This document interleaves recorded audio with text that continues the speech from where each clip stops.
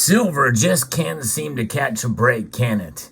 And likely, if you're annoyed by silver now, be prepared to stay annoyed through the rest of the year.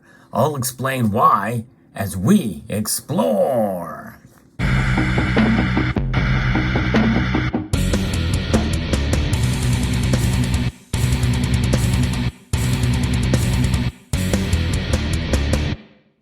The markets today are a little bit frustrating. When we see gold go up, typically gold goes up even more, but we've not been seeing that as of late. In fact, in the last couple of trading sessions, we've seen silver actually go down while gold goes up.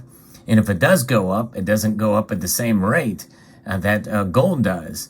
And today is one of those cases where gold is down only slightly, and silver is down much more than gold is. So it seems like the gold to silver ratio is staying very wide, solidifying in a sense, that are right around 80-1 gold to silver ratio. So be prepared for silver to disappoint in that regard through the rest of the year. It's going to have a hard time. I'm going to be referencing an article here from Kitco that talks a little bit about this from gold standpoint, which is why you see the gold here. And it's one of the reasons why, by the way, I've been more focused on gold over the last 5-6 years. But nonetheless, I am a fan of silver, and this video, believe it or not, is to try to encourage silver stackers out there to hang on and hold on for the ride, because it's looking more and more, even though we're not to this mid part of the year yet, that we may not see the numbers that I had predicted for silver this year, even though my prediction has been more modest than the past 2 years. If you enjoy videos like this where I talk about the markets and the fundamentals of precious metals, hope you will consider pressing that thumbs up button down below. It does help the algorithm. I am trying to grow the channel and trying to get new viewers. So if you do share the video, it would be much appreciated as well. And if you haven't done so already, I hope you will consider subscribing. Gold is looking to outperform other commodities, by the way, and not just silver, but platinum and palladium as well. As U.S. recession risks rise, according to Bloomberg Intelligence in its May outlook, gold will accelerate its rally in the second half of the year, taking the gold to silver ratio even higher. The gold to silver ratio now is right around 80. And as you know, that means it takes 80 ounces of these to get 1 ounce of this. And that is what we are looking at now. And the higher the ratio, the more expensive gold is compared to silver, obviously. The price of gold has had a propensity to outpace silver since Isaac Newton adopted the gold standard in 1717 as master of Great Britain's Royal Mint, and may accelerate in the second half of the year. At about 80 ounces of silver per gold, the cross rate is roughly the same as a financial crisis high and well below the 124 ounce peak from March of 2020. In fact, it actually did touch to 126-1 at that point in time, but it was crazy. I remember those days like it was yesterday. And as U.S. enters into a recession, the ratio is headed to all-time highs, with the 80 range acting as the floor, McClone noted. So as the U.S. leans into a recession, the ratio is more likely to head towards the all-time high and may be forming a foundation around 80. If consensus for a soft landing turns out to be more of a bust worthy of the liquidity-fueled boom in the 2022 stock market peak, gold appears more inclined to extend to new highs versus silver. Silver will have an opportunity to catch up at the end of a recession once electrification trends kick in, McClone added. In other words, that is giving way to its industrial side. When you look at the industrial uses of silver, you're just talking about taking this metal and applying it for uses all across the sector, industrial, biomedical. And there's a lot of different things that are very reliant on economic trends, even though we are seeing a move more towards electrification of vehicles and green energy type policies and mandates around the world, which seems to be that this should make silver more recession proof.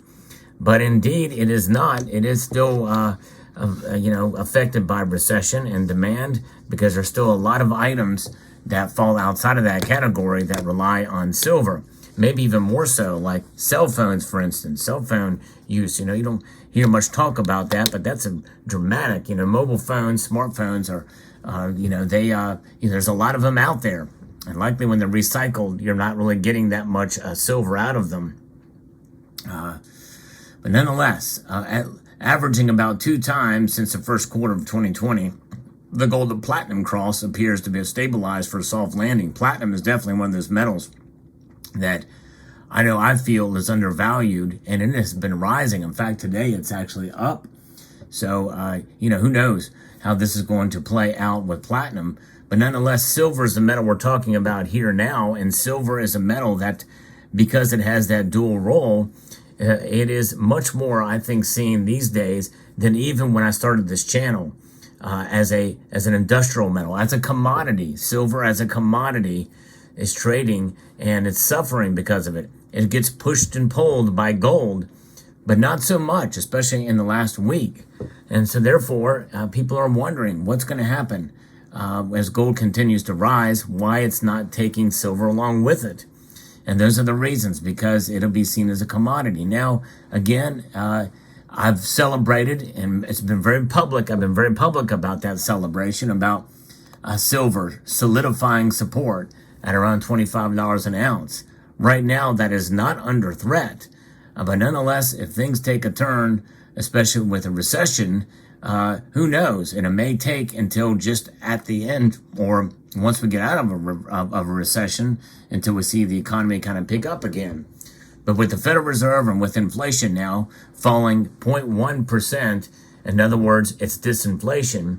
Inflation actually grew month over month, but it went down 0.1% year over year to 4.9.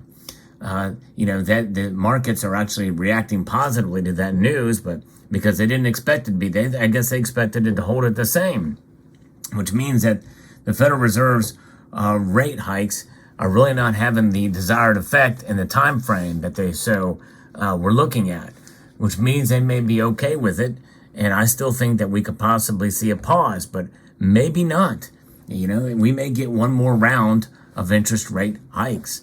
If that's the case, that could bring us closer to recession, which may actually hurt silver, or it may not, unless or hurt it compared to gold. We could see the ratio rise even higher.